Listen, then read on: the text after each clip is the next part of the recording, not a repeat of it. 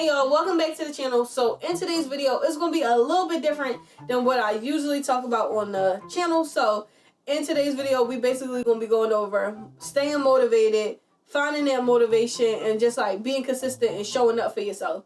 So basically, I want to go over like when people talk about in the beginning, oh, the beginning is the hardest part, finding that initial motivation to like actually do something. As far as in our business, I feel like that's the easiest part of this business. Like that's as good as it's going to get.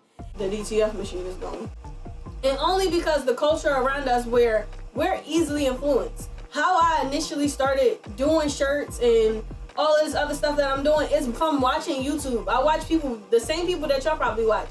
Angela, Nita, T-Shirt Side Hustle, Hustle Ninjas. I watch all those people too. And that's what initially got me here and got me into places like Joann's and Hobby Lobby and Michael's and spending all of this money. I seen them doing this, and not saying what they're doing is a bad thing, but I seen them doing all this and I was like, oh, I need a Cricut. I need an embroidery machine. I need. And I spent so much money doing that stuff, and once that initial dopamine rush of me spending thousands of dollars on all of this stuff went away, now I'm here.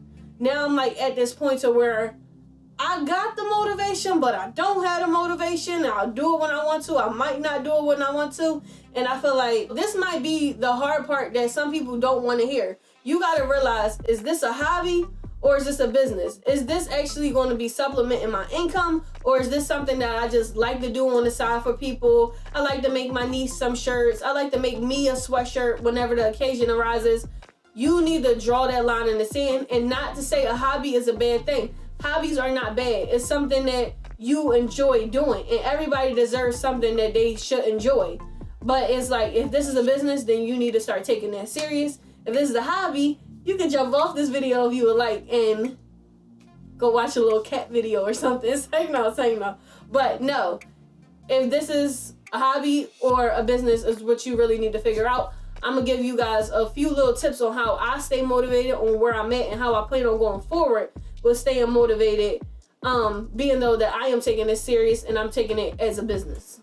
Alright, so my first thing is keeping on track with deadlines. So what I mean by this is, if you set out to have 50 new uploads on Etsy by Friday, then have those 50 new uploads on Etsy by Friday. You set up to have the pictures for this month's launch done by Thursday, then have them done. Like, actually acquire these deadlines and actually make sure that they get done. Do what you said that you were going to do. Be consistent and show up for yourself, because nobody else is going to do it. Another thing is not overthinking the details. So something that I'm actually guilty of is overthinking the details. I had my Shopify website for the past year.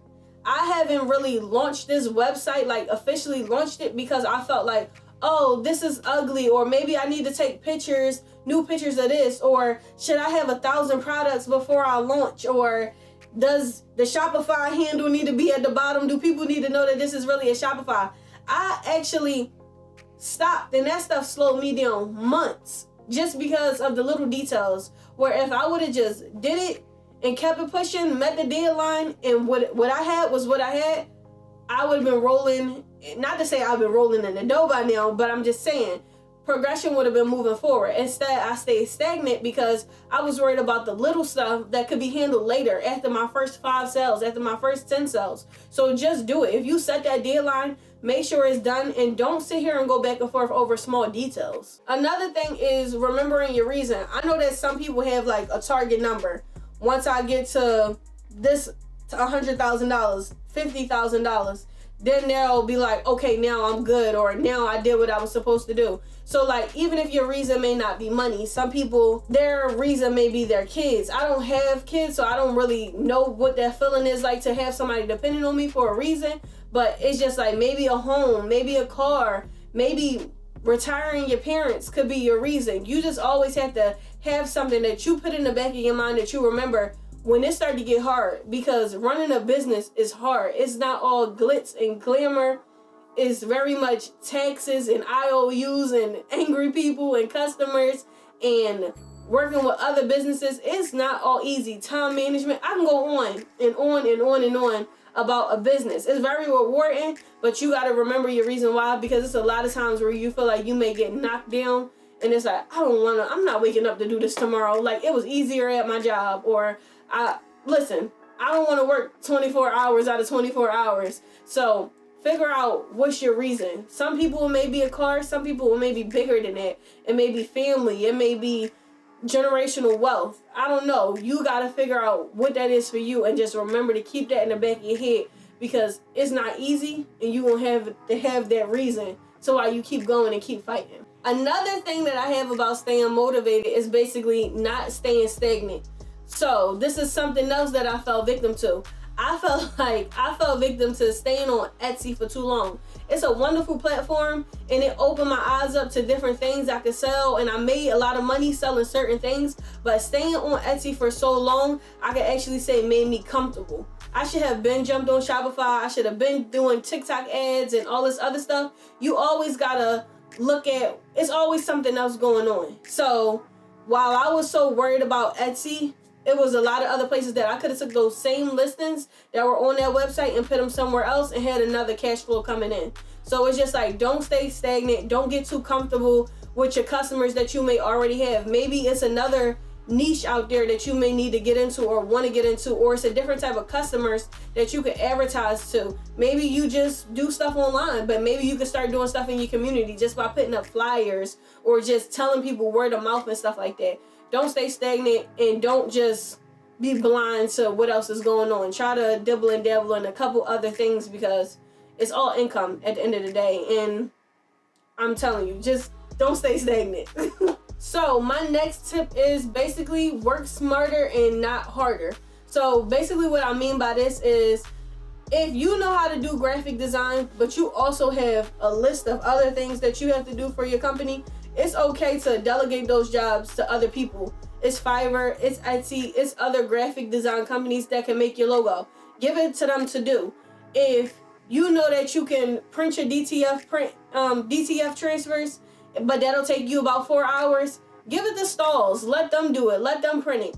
Work smarter and not harder. We already, as entrepreneurs and as business owners, have to wear so many different hats in our business. So just delegate those jobs to other people when you see fit. It won't tire you out, and at the end of the day, you'll be able to get a lot more done when you give jobs to other people. Alright, y'all, so my last one, I know y'all tired of hearing me ramble, but my last one is basically only buy the tools that you need. I feel like I said in the beginning, I was influenced, and it's not a bad thing because it got me where I am today, but I was influenced to buy so much stuff that I don't need. If I show y'all all the inventory, all the crap that I have, y'all will be like, girl. So yeah, only buy the stuff you need. You don't need that third heat press if you really not printing or pressing that much. You don't need a multi-needle 6-head embroidery machine if you're not really getting them orders. Get the stuff that you need and just start. Start with what you need, and you'll grow into, you'll know when it's time for you to upgrade your machine. You'll know when it's time for you to get extra DTF printer or extra head press. You'll know when it's time. Buy the things you need so you can just get started with what you have. And trust me, it'll grow, it'll flourish, and you'll do what you need to do with what you have. You'll always make do with what you have. Alright guys, if you liked anything that you heard in this video, please consider subscribing to the channel. If you got anything smart you want to say, or any other thing, any comments or concerns, please leave it down in the comments below, and I will be sure to get back to y'all. I'll see y'all in the next video. Peace.